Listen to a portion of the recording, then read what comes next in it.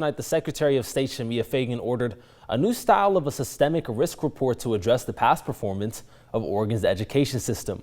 Newswatch host Cameron Baber reviewed the audit results. Cameron, can you talk to us about what you are seeing from this report? Well, the main focus this report gave us was 5 key risks that the Oregon educational system could be improved upon. Today, members of the audit division addressed these risks.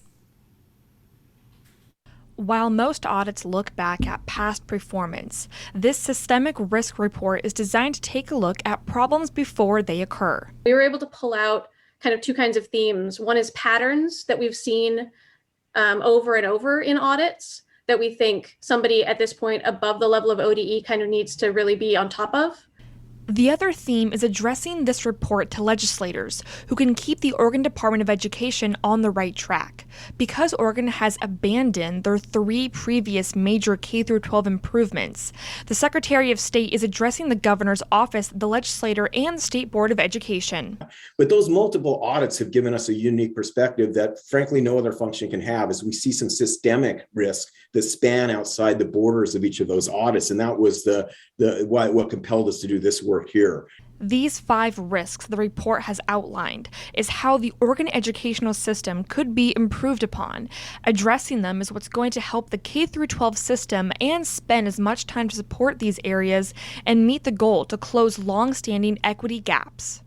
We need to not see a gap for students of color. We need to not see a gap for students who maybe don't speak English as a first language. We need to not see a gap for students who are in, high poverty schools or high poverty communities. The report mentions the struggling school districts with low high school graduation rates.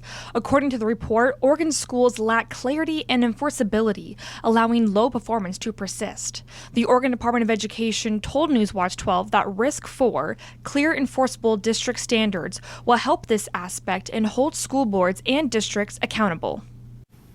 Newswatch 12 has learned that local school districts are reviewing the report and are finding ways to implement this information into their schools. Reporting live in studio, I'm Cameron Baber, Newswatch 12.